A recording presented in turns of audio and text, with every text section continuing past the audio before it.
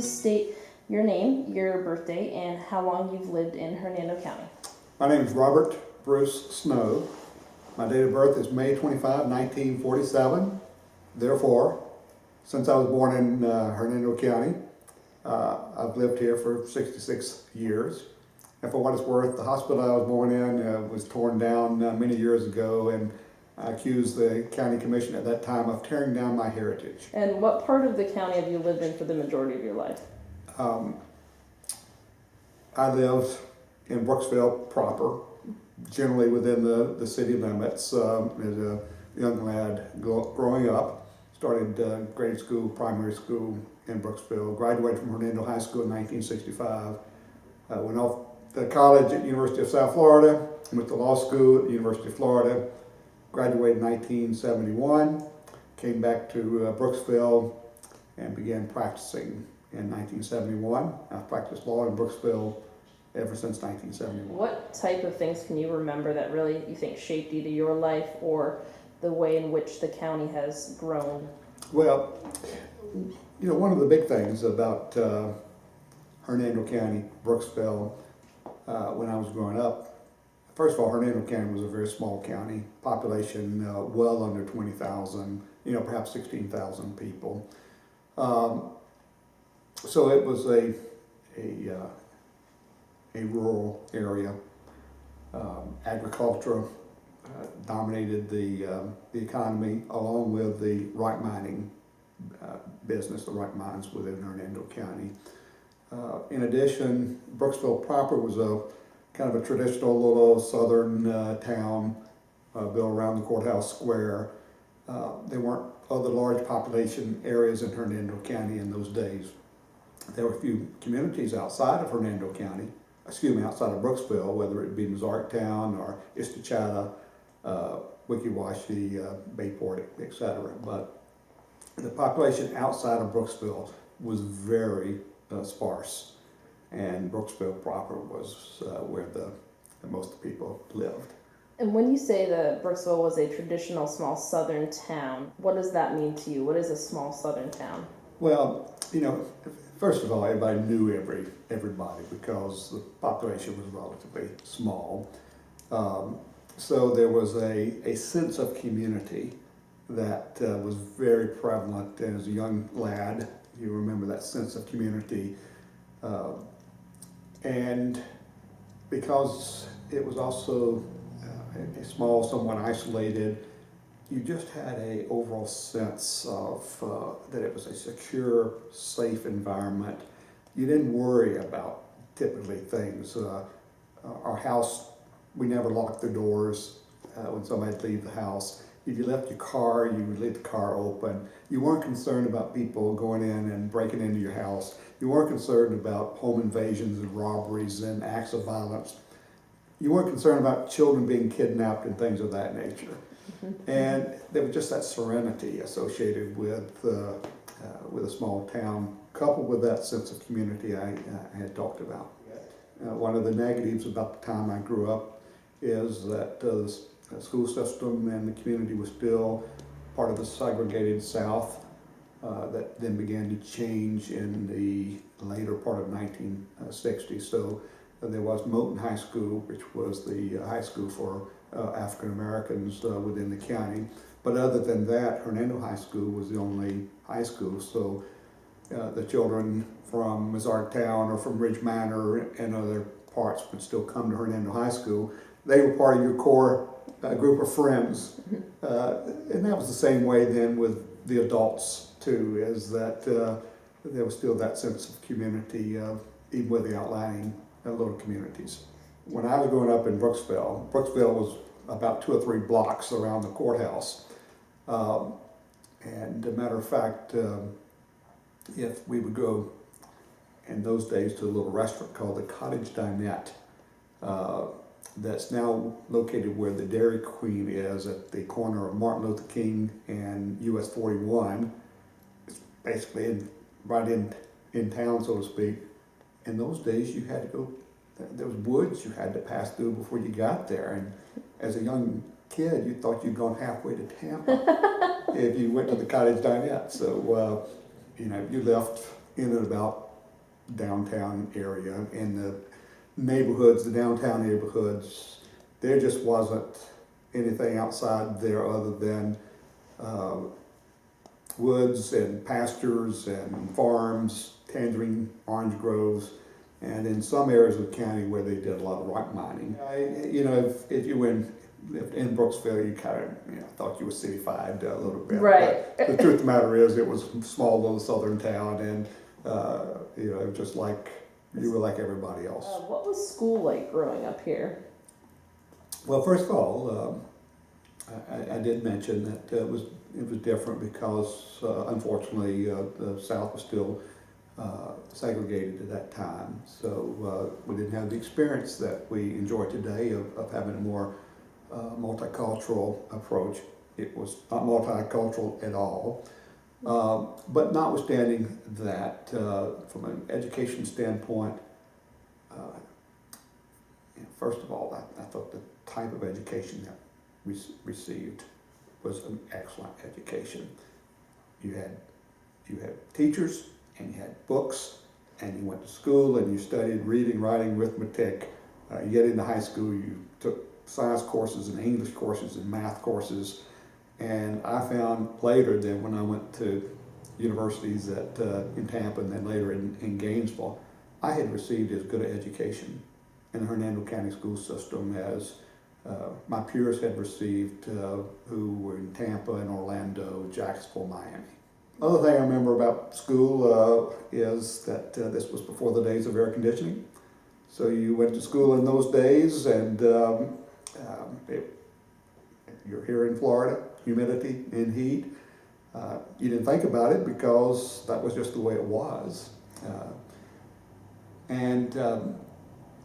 Again, then the other thing is the sense of community I talked about was also prevalent in your schools. For example, high school, your high school football teams that played Friday night, that sense of community was really displayed there. Everybody was interested in the local high school team. The crowds in those days with much less population were much larger than they are today. It was just an occurrence, an event. Wasn't a lot else going on either, but combination of all those things, people took a lot of pride in their community and going to things like the Friday night high school football games. What types of things did you do for entertainment, either when school was out when you were a kid, or just some of the things that you really remember as it just takes you back home? If you moved away from here and you said, "Oh, this reminds me of home." Oh, sure. Well, first of all, because of the time, we didn't have electronic devices. We didn't have computers and video games and all of those things that kids today, here in 2013, seem to be mesmerized by. So as a result, we spent a lot of time outdoors. I mean, in our neighborhood, for example, when I was growing up, it was kind of a recreation of the Little Rascals or our gang. It was a neighborhood group of kids that would get together and we would invent things, whether it would be putting on a play that the adults would come and watch, whether it was going out in the field and making your own baseball field by lining the baselines with sand and then playing a baseball game, or whether it was having the dog chase possums out of the woods and you would chase the possums and take the possum and then go sell the possum. By the way, in those days, the standing price, you get $1 for a possum. What would you do with a possum? Well, there would be segments of the community that considered possum as a good protein source, so we'd sell the possum. Really? And we'd get $1, and the neighborhood kids would split up the $1, and we'd go buy us a knee-high cola for 5 cents and a moon pie for 5 cents, and Saturday afternoons were good. During school, or during school periods, the city park right here in the middle of the town was kind of a gathering place for the kids when they got out of school. You go to the park, and they were all kind of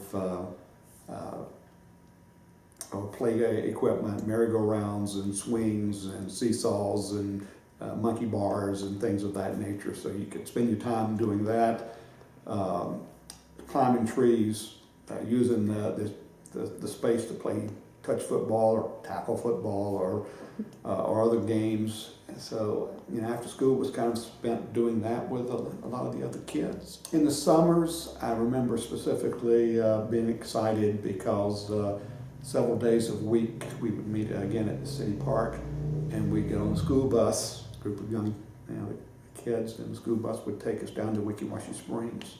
Mm-hmm. And that was before Weeki Springs is the commercial attraction that it is today. And we'd go down there and have either swimming lessons or spend the morning swimming and playing in much more rustic springs than there exists today. We didn't have public swimming pools or private swimming pools either. People didn't have their own swimming pools in those days. So in the summer, that was a great treat for kids to go down there. Interestingly also, political events have a large part of my recollection. I think partly because my dad was in politics. He was a county commissioner in Hernando County for a period of about 14 years. So I probably paid a little more attention. But political campaigns were always something that caught our attention. They were different in those days.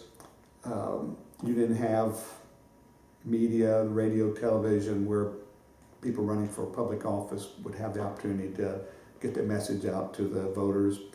So instead you'd have large political rallies throughout the county, whether it be Ozarktown or Ridge Manor or Estachada, and hundreds of people would attend those rallies.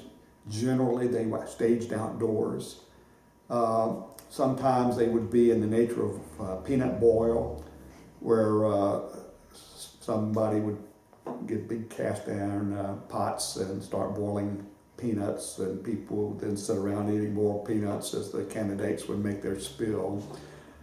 Some of the candidates, such as Sheriff Jim Loman, who was the sheriff in those days, would put on a chicken perlo dinner at the park, where you'd go over and meet the sheriff, and he would politic, and they'd serve up helpings of what is that dish? Chicken perlo. What's that? Well, it's kind of a chicken and rice dish, Okay. But it was referred to as a chicken perlo in those days.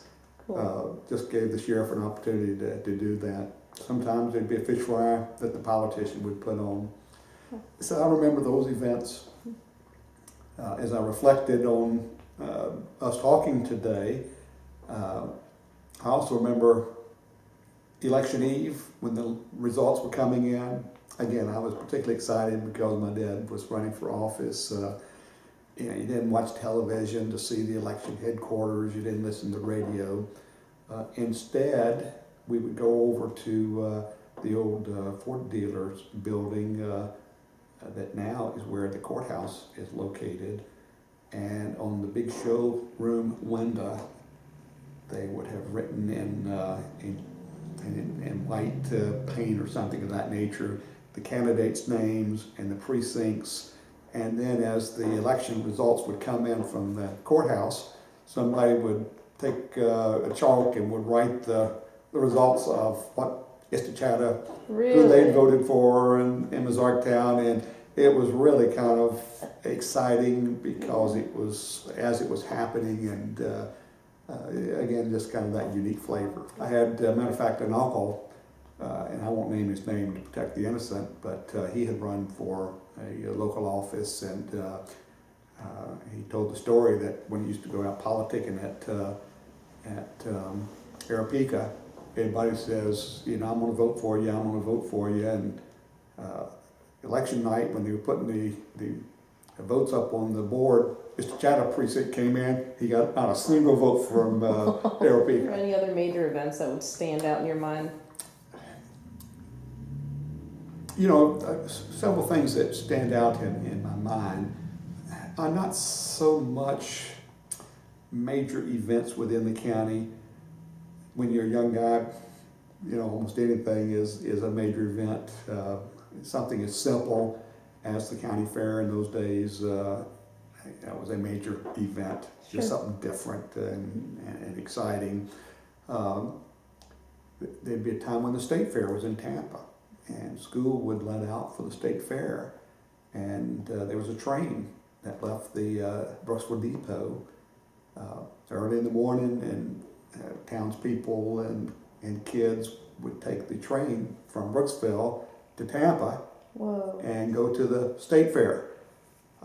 Remember the cost of admission? The state fair, I don't really remember. What I do remember though is in high school being in the Key Club, and one of our projects, we would pop popcorn and sell popcorn on the train going to Tampa.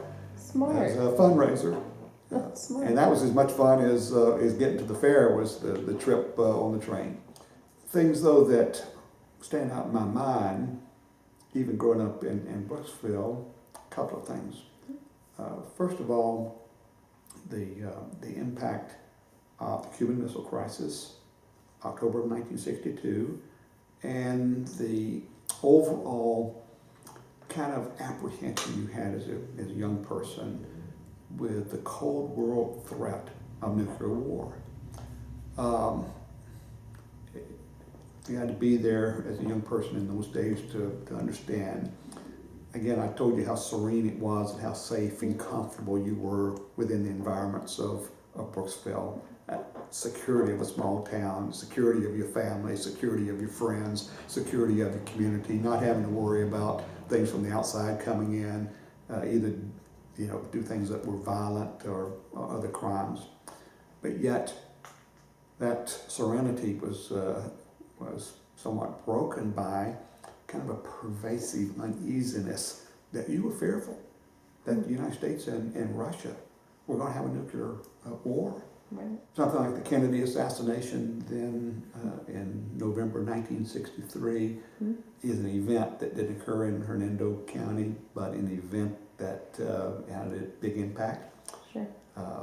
Do you remember any reactions that either you may have had or other people in the county might have had to that assassination? I remember, I think I was a junior in high school, and we were getting ready to put on the homecoming parade. And the parade was gathering down in Hernando High School. The floats and the band were all getting in place, and that's where I heard the news that the president had been assassinated, and it just kind of gave a chill throughout, just throughout such an event to happen in your own lifetime. Mm-hmm. The parade went on. High school football game that night went on, but there was just kind of a pall that just was cast over everything. The county has changed a lot since the 50s and 60s. Probably more between the 50s and 60s now than any other time prior to the 50s and 60s. Those changes probably best seen in, number one, the huge population change and the migration that began to occur in the late 1960s to Hernando County. And Hernando County has gone, as a result of that migration, from a county of 16,000 to now a county of probably 175,000. So there's been this huge shift in population through the migration that started again in the late 60s. I personally attribute it to two things. The fact that Florida had air conditioning now, so people from up north are willing to move to Florida because they had air conditioning, and the advent of Social Security. People could retire with Social Security. They could sell their house in New England or in the Midwest and move to Florida and take the money they got from their house selling it New England, the Midwest, and buy a place in Florida, much less expensive, and then enjoy their retirement life in Florida. So obviously that then has had a huge impact on the county. And with that population change and growth, you've seen the county and the nature of the county change. You're no longer the rural county. you're no longer a small southern town, but instead the demographics are such that there are probably many, many more people here from other cultural and other geographic areas and backgrounds, which, you know, is not a bad thing at all, but it is a source of change. Do you see the eastern and the northern parts of the county eventually being developed, as has the area along 50? Well, not nearly as much. And one thing I think is good about Hernando County from a geographic standpoint, and from some other aspects of the features in Hernando County, while, as you point out, most of the growth of Hernando County has been on the west side of the county, Spring Hill area, High Point, Brook Ridge, and all of the other developments, and of course other areas too. However, large portions of Hernando County are in public ownership. A lot of people don't realize it, but probably close to 33% of the land area of Hernando County is in public ownership. The Chesawisky Preserve in the northwestern part of the county, thousands of acres are in public ownership. Southwest Florida Management District has purchased thousands of acres on parts of the west side of the county that's not going to be developed. On the east side of the county, you have thousands of acres as part of the Withlacoochee Forest. So you have those large public areas that are not going to see the type of development. And then you couple that with the fact that those areas have historically been where your farms have been. They now have been developed with larger tracts, 5-acre tracts, 10-acre tracts, 20-acre tracts, and in some instances larger. So I don't see the density of population occurring in north and east as you have seen in the other parts of the county. Do you think that there are enough people in the county interested in preserving the history, how it was 50 years ago or more? And do you have any advice on steps that we could take as a community to sort of preserve that heritage and that history? That's an excellent question, and yes, I think many people are interested in preserving the heritage of Hernando County, the history of Hernando County and Brooksville.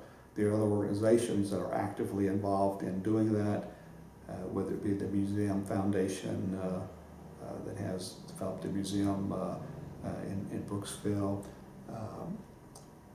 There's an effort to try to preserve the Chinsigid Hill property. By the way, before it was Chinsigid Hill, it was referred to as Snow Hill. Mm-hmm. My family owned Snow Hill, what is now Chinsigid Hill. My father was actually born on Chinsigid Hill. You know, they showed a great lack of wisdom and foresight, though, in having sold that property to Colonel Robbins back, getting all close to 3/4 of a century ago. And Chinsigid Hill is one of the highest points within, it seems like 25 miles or so from the Gulf, all the way from Maine to Texas. People don't realize that. People think about the Old West and how that the Old West was settled with people moving from the populated areas in the eastern part of the United States and moving west and running cattle and developing farms and ranches and what have you. Florida was a lot the same way, and during the same time period. Mm-hmm. Again, Florida was swamps and mosquitoes, and a lot of areas were just hardship. Seminole Indians. So people came to Florida much like they had gone out west, mm-hmm. and would develop farms and ranches and properties, and went through a very similar history to the development of the West. Definitely.